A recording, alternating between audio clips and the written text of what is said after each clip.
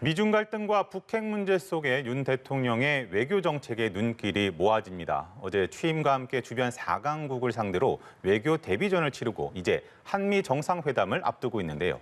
복잡하게 흐르고 있는 외교 정세, 오늘 이 시간 민정훈 국립외교원 미주연구부 교수와 살펴보겠습니다. 어서 오시죠. 어서 오십시오. 일단 당장 열흘 뒤에 한미 정상회담이 있습니다. 근데 이때 바이든의 방안과 함께 북한이 7차 핵실험을 한다 이런 보도가 나왔거든요. 어떻게 전망하시는지요? 예, 좀 우려가 좀 커지고 있는 게 사실입니다. 미국 정부 당국에서도 연일 북한의 7차 핵실험이 도래했다. 그리고 이달 안으로 핵실험 가능성이 굉장히 높다. 이렇게 얘기를 하고 있고요. 네. 우리 군 정부 당국이라든지 우리 그 국정원에서도 7차 그 핵실험이 임박한 것 같다. 이런 그 전망을 내놓고 있기 때문에 아무래도 물론 이제 그 한미 정상회담 중에 이제 북한이 핵실험을 할 것이냐 이 부분에 대해서는 확실한 건 없고요. 그리고 또 북한도 아무래도 이제 바이든 대통령이 방한하는 중에는 신중한 모습을 보일 가능성이 있기 때문에 전후로 해서 그러니까 아무래도 풍계리 핵실험장 3번 갱도로 지금 복구하고 있다고 하잖아요. 네. 그러니까 그 부분이 이제 언제 복구가 완료되고 이제 테스트할 수 있는 설비를 갖다가 설치하는 게 완료가 될 것이냐 이 부분에 따라서 좀 그 시기는 결정이 될 것 같은데요. 속도를 내고 있는 것으로 생각을 하고 있기 때문에 아무래도 이번 달 내에 7차 핵실험이 발생하지 않을까 이렇게 좀 우려를 좀 하고 있습니다. 예, 윤석열 대통령은 그동안 계속 북한의 선제적인 비핵화가 있어야 담대한 지원을 하겠다 이런 입장을 내비쳤었는데 만약에 이달 중에 북한이 다시금 조금 도발 행위에 나선다면 어떻게 대응을 해야 할까요? 아무래도 핵실험을 한다면 그러니까 어떠한 도발을 하느냐에 따라서 우리의 대응 수도 결정이 되겠죠. 네. 그렇지만 우려스러운 것은 지난 3월에 북한이 한 4년 동안 자발적으로 지켜온 모라토리엄이죠. 그러니까 핵과 중장거리 미사일, 대륙간 탄도미사일을 발사하는 것을 자발적으로 유예를 했는데 그걸 파기했단 말이에요. 그래서 이제 ICBM을 발사를 재개하고 최근 SLBM, 잠수함 발사 탄도미사일도 발사를 했지 않습니까? 여기에 이제 남은 것이 전술핵, 즉 핵을 갖다가 소량화, 경량화 해가지고 이제 단거리 탄도미사일이라든지 어떤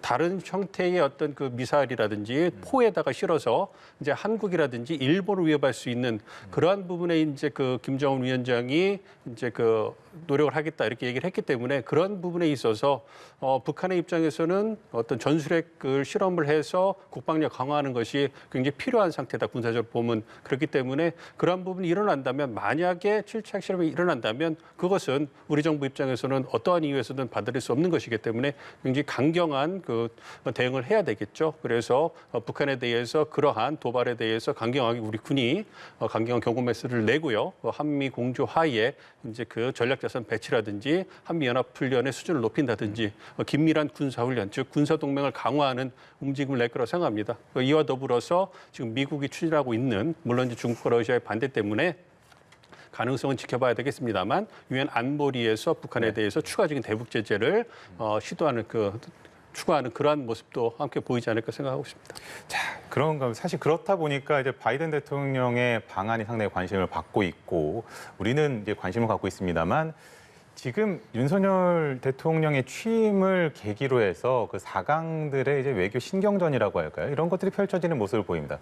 사실 5년 전이나 그 전만 하더라도 저희가 외교 상황이 좀 샌드위치 신세다라는 평가들을 좀 많이 내부적으로 했었던 것 같은데 조금 많이 달라진 느낌이긴 합니다만 지금 이렇게 바이든 대통령이 왔을 때 좀 오늘이나 어제 좀 나왔던 것이 이제 인도 태평양 경제 프레임워크를 출범을 시킨다. 우리가 거기서 참가를 할 것이다라는 그런 전망 기사까지도 나오는 것 같더라고요.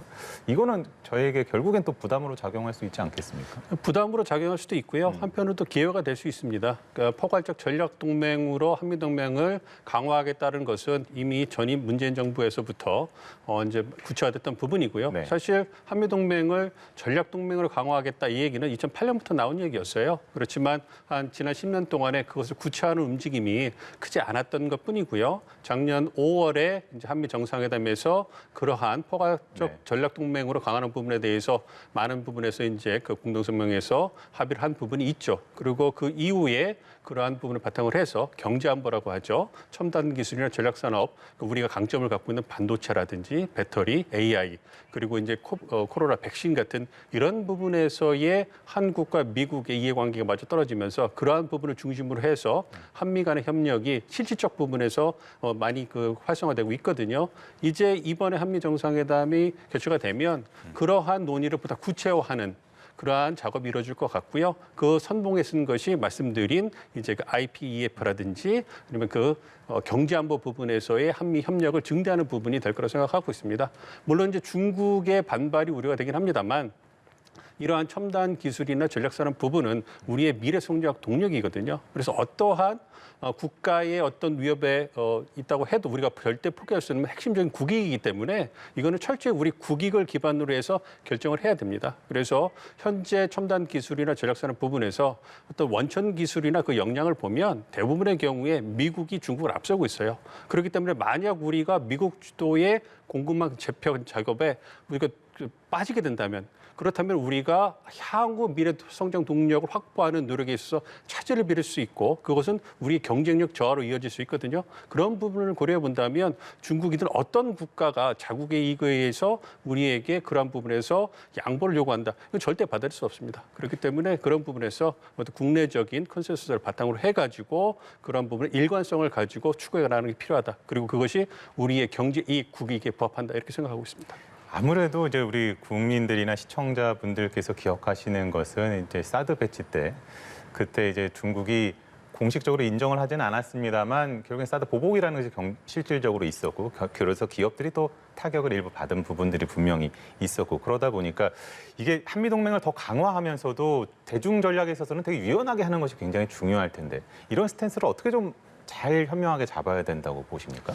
과거에 저희가 얘기했던 그 경제는 중국, 안보는 미국 이러한 안미 경중이 이제 더 이상 통하지 않는 시대가 온 것 같아요. 네. 그러니까 이제 경제 안보가 어떤 국가 안보 그리고 어떤 그 미국이라든지 중국 그 강대국들의 핵심적인 국익의 중요한 부분을 차지하게 되면서 이제 더 이상 구분이 무의미하게 됐기 때문에 우리도 이제는 선진국의 반열에 올라섰고 글로벌 중추국가로 나가는 그러한 글로벌 선도국가가 됐기 때문에 이러한 부분에서 분명한 원칙을 세우고 일관성을 가지고 추구해 나가야 된다 이렇게 생각을 하고 있습니다. 물론 중국의 반발이 있어서 그 부분에 있어서 우리가 어느 정도의 어떤 그 아픔이 있을지 모르겠지만 그렇다고 해서 결코 포기할 수 없고요. 그리고 우리의 경제 역량을 본다면 충분 역량이 있고 그리고 우리가 첨단 기술을 가진 역량이 미국에게만 혜택을 주는 게 아니라 중국도 많은 부분 연관이 돼 있기 때문에 말로는 으름장을 놓을지 모르겠지만 중국의 입장에서 봤을 때 자국의 경제에 어떤 해가 되는 부분에 있어서는 굉장히 민감하게 반응하고 신중하게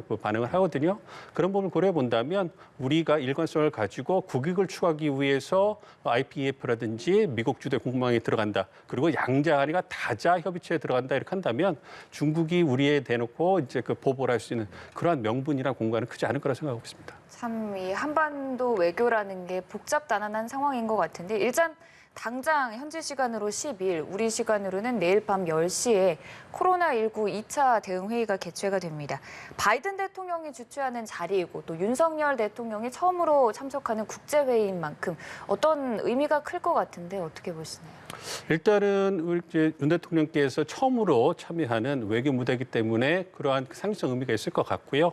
그렇지만 그 아무래도 외교의 경험이 없으신 분이기 때문에 그러한 부분에서 좀 준비 기간이 좀 필요한데 어떤 그 출범과 동시에 이제 그 외교 무대에 등장하시게 돼서 그런 부분에서 저희가 좀 관심을 많이 보고 있는데요. 그래도 이번에 개최되는 그 코로나 화상회의가 그 2회째고요. 그리고 15개국 이상의 참여국이 있는데 화상으로 참여하는 것이기 때문에 그리고 사전 녹화된 연설을 하는 거기 때문에 예, 영상으로 하시는 거기 때문에 그런 부분에서는 어떤 그 무게감은 좀 덜할 거다 이렇게 생각을 하고 있고요.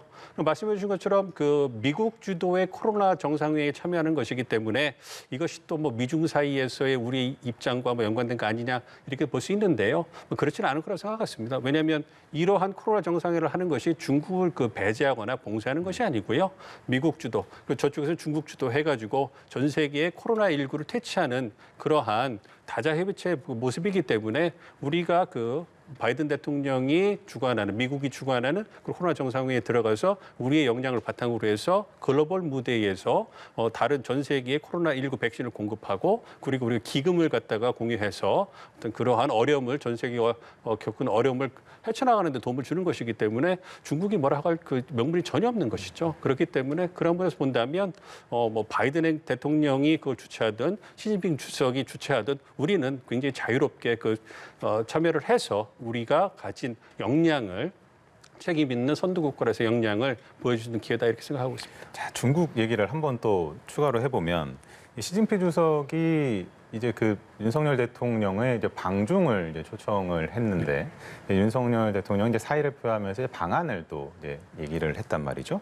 근데 사실 지난 정권 때 문 전 대통령이 2번 방중을 했기 때문에 외교 관례상으로는 방안을 하는 것이 맞지 않느냐 뭐 이런 얘기들도 있더라고요. 이건 좀 어떻게 읽어야 됩니까? 그게 그 관례상으로 맞는 것이죠.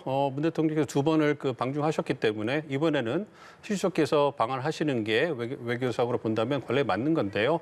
아무래도 시 주석이 지금 처한 국내적인 상황이 중국 국내적인 상황이 아무래도 녹록치 않기 때문에 아무래도 좀 양해를 구하고 윤석열 대통령께 방중을 해달라 그런 요청을 한 게 아닌가 생각을 하고 있습니다.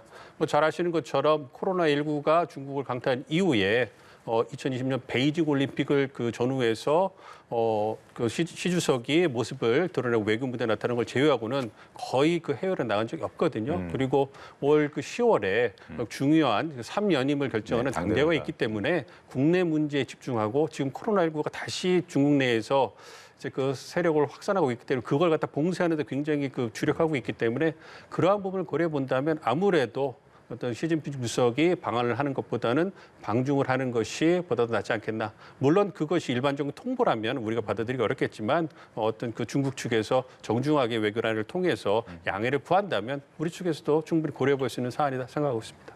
한일 간의 얘기도 해보겠습니다. 윤 대통령이 2020년 3월부터죠. 코로나 초반부터 중단됐던 김포와 하네다 항공편 운항을 이번 달 내에 재개하도록 할 조치입니다. 이렇게 밝혔습니다. 어찌 보면 이 한일 관계를 풀어나가려는 적극적인 조치로 해석된다는 의견도 있거든요. 그렇습니다.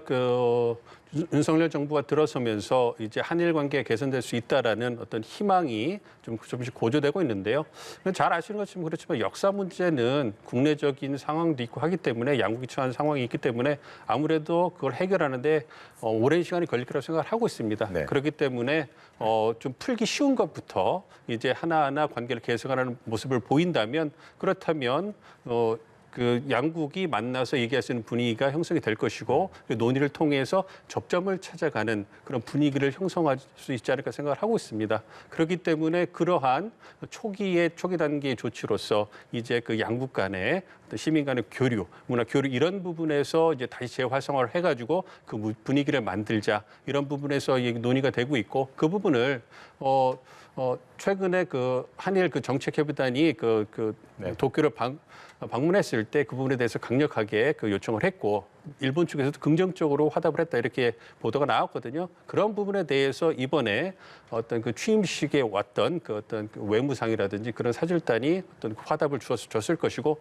그래서 그 부분에 이제 그 확인을 받고 이제 윤석열 대통령께서 강력하게 추진하겠다 이러한 의지를 표명한 게 아닌가 생각하고 있습니다. 제가 이제 눈에 들어온 거는 사실 그 부분이었거든요. 이렇게 한일 관계가 상당히 오랜 기간 경색 국면을 벗어나지 못했기 때문에 관계 개선이 필요하다는 것은 공감대가 형성될 수 있으나 기시다 총리가 뭐 기자들과 만나가지고 뭐 나라와 나라의 약속을 중시하는 또 그 발언을 하는가 하면 또 독일 총리에게 지금 그 평화의 소녀상 철거를 또 요구하고 이게 동시에 나오니까 이제 국민적인 입장에서 감정이라고 할까요? 이런 부분을 계속 건드리는 작업들이 동시에 일어나다 보니 이게 이런 걸 저희가 어떻게 읽어야 되냐 이런 것도 궁금하거든요. 사실. 쉽지 않죠. 그러니까요. 그렇기 때문에 조금 전에 말씀드린 것처럼 좀 시간이 걸릴 것이다. 일본도 처한 국내 정치인 상황이 있고 무엇보다 이제 7월에 또 참의원 선거가 있지 않습니까? 네. 그래서 보수층을 결집해서 자민당이 어떤 그 권력을 유지하는데 어떤 그 이바지해야 될 것이고요. 그런 부분도 있을 것이고 그래서 국내 정치적인 부분이 있기 때문에 그 역사 문제는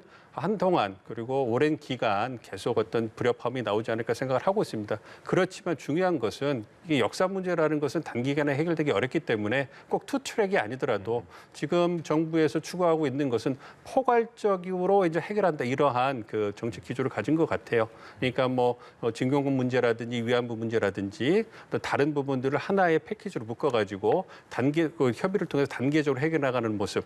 이제 그러한 부분이 그 노력이 그 협의가 들어간다면 아무래도 이제 일본 측에서도 이제 역사 문제에 대해서 국내적인 목소리를 위해서 지지층 결집을 위해서 목소리를 내겠지만 아무래도 톤을 다운시킬 수 있는 그런 여지가 있겠죠. 뭐 그러한 부분을 노력을 한다면 우리 쪽도 거기 톤 다운 된 부분에 대해서 받아들이고 좀 그런 부분에서 이제 고려한 그런 외교적 모습을 보인다면 시간은 좀 걸리겠지만 조금씩 개선돼 나가는 모습이 보이지 않을까. 그리고 무엇보다도 한일 간의 이제 그 역사 문제를 제외하고 경제무라든지 안보 문제에 있어서는 굉장히 중요한 파트너인 건 사실입니다. 네. 그렇기 때문에 그 부분에서는 서로 조율해 나가면서 시간이 걸리더라도 조금 개선해 나갈 수 있지 않을까 기대를 하고 있습니다. 네, 참으로 복잡한 외교 상황 같은데요. 이 시간 민정훈 국립외교원 미주연구부 교수와 함께 살펴봤습니다. 고맙습니다. 수고하셨습니다.